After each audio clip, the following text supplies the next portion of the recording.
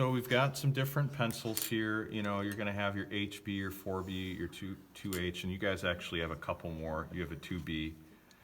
And so we're gonna primarily be using probably the HB, 4B. You could use a 2B as well. Now, if you remember how this works, the higher it gets in the B's, the darker it is. So like 2B is about as dark as your yellow pencils that you use here in school. 4B is a little darker. They go all the way up to 6B or even HB for really, really dark lead. And that'll get like darker values like this. We call them values, not colors, because it's black and white. 2H is pretty light, but you can go all the way to like 6H, you know, to really, really light lead. So for shading, we're going to kind of go with HB, 2B, or 4B. I'm just going to probably stick with these two just to make it simple. And there's two different ways you can shade. There's actually more than two, but I'm just going to show you two. One of the ways is by doing tight pencil strokes like this, all right? And you want to keep it in a pattern. Let's say I wanted to fill in the color of this sweater. It's good to do these tight little patterns and let them overlap like this, you see? You don't want to do really long, because then it's hard to get the patterns tight. You have all this gap in between your lines. So you do these tight little patterns like this and kind of let them meet up to the last one without overlapping. If you overlap, it, you know, kind of creates a black line where the little patterns overlap. So you just try to get tight patterns like that. All right, and that's how you would do shading if you're just like filling in an area kind of dark. And then you can do something that they call cross-hatching to get more levels of shading. And so it kind of works nice to flip your paper over and you have your pencil stroke at a 45-degree angle. If you guys remember geometry, this is a 90 degree, this is 0, this is 45, right? So you're just having your pencil strokes at a 45-degree angle. It's very natural that way. Excuse me, you would flip this over and you can do a pattern like that, you see? And if you want to get it even darker still, now you can do kind of a 90-degree angle at that 45. This makes sense? You're going like this, then flip it again, and then you go in the opposite direction to that. In other words, you'd have pencil strokes going this way, opposite, opposite, opposite, like an asterisk, all right? You see how that makes a really nice tight pattern of shading? You don't really see much gap. It's very smooth. And then if you want to make it even smoother, you could take a little bit of tissue and just rub it. Don't use your fingers because your fingers have oils in them, and the oils smear and they make smudges that are not very even, not very smooth. They're hard to erase, but just use tissue and that'll smooth it out. You can use tissue here, you can use it there. Don't overdo it. You know, you want to do most of your shading with the pencil. Now, let me show you this. Well, let me show you this first. There's another way you can shade. So instead of doing pencil strokes like this, real tight, if you're kind of in a hurry, you're doing a rough sketch, you can hold your pencil like this on the side. See how I'm holding it? Not like I'm writing, but I'm holding it like this, where it's actually resting under my thumb, under the pad of my thumb. And then I got my index finger right here, my thumb right here, and then the pencil rests on my middle finger there. See that? Mm-hmm. That's the grip. So this gets the lead really, really close to the edge of the paper, so that instead of coming down like this, it's actually more at the side. And what you can do then is shade it like this, and you can see how you can cover a lot more ground a lot faster. Now the difference is, can you guys see the difference in the way it appears? The dots. It's kind of, there's dots, right? It's kind of rougher looking.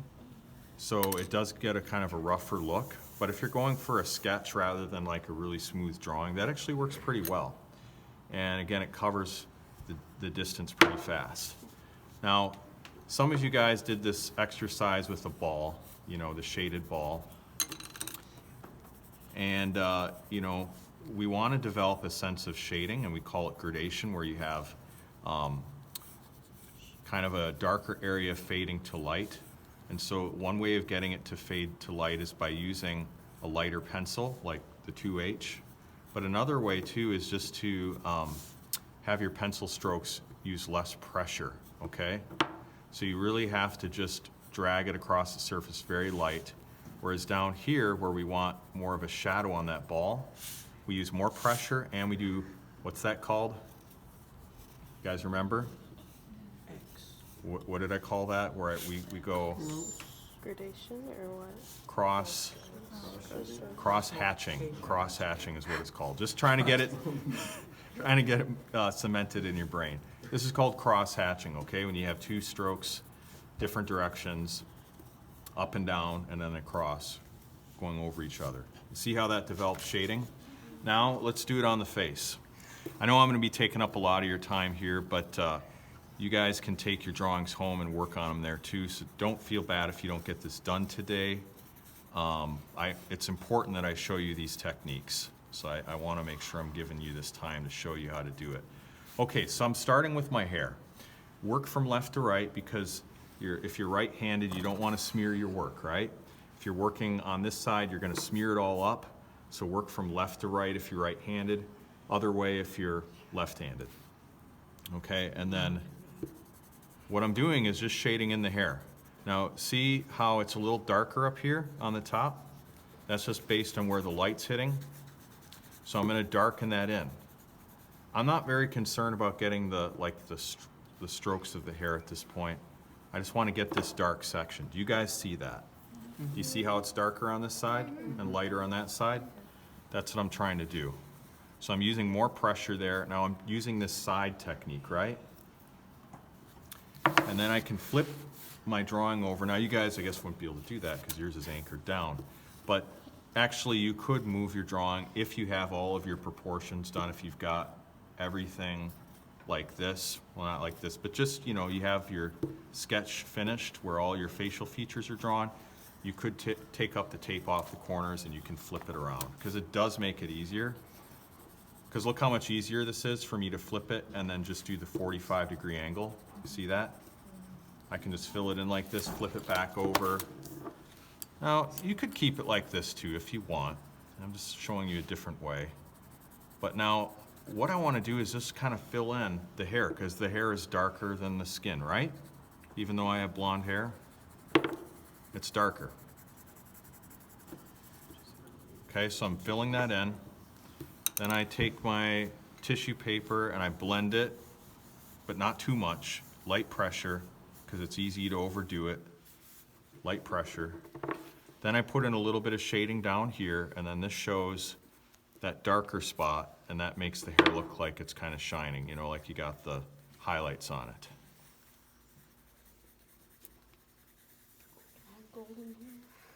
All right, so there's that. A little bit of shading there. Can use some pencil strokes going kind of in the direction of the hair. That does help to have a few. They can go on top. Now, let's do a little bit of shading here with the 2H, and we'll do that on the skin area. So we put a little shading on the side. All right. A little shading under the eyebrows. Put in a little shading right here. We want to see the darker sides. You see how it's darker on the left-hand side? Did you use 2H for the skin, or what did you use for the hair? I used a 4B up here. Yep. So for those darker areas, you want to use 4B. And then how did you get the hair directions?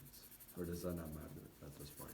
Well, if you just kind of fill it in first, get some, the whole shading, just see this whole thing, fill it in, and then add some directional strokes on top of that. That'll help. What about mine with all the crazy directions? I'll probably have to help you with that, kind of show you. Yeah, you could just go bald and then you just have that kind of look there. There you go. If I went bald, I'd polish my hair. Would you? I think you'd look good. I think you'd look good bald. You could pull it off. Okay. Thank you. So. That's We need that. So yeah, we're just gonna add some more shading here to the beard.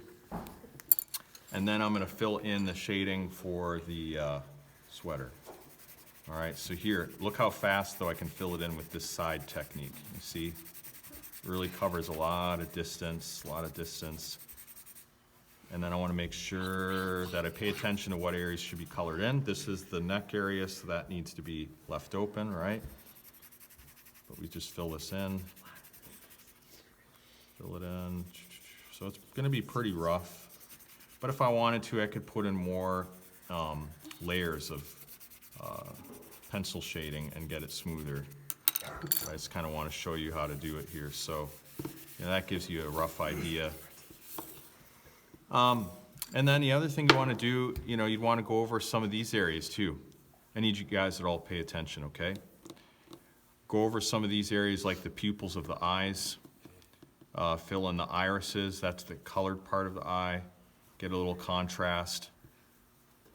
Add some lines up there.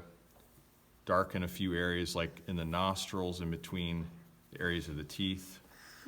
All that. And so that's just pretty rough, pretty light, but that gives you an idea. I'm going to stop off here so you guys have a chance to practice, try out the techniques. But there you go. So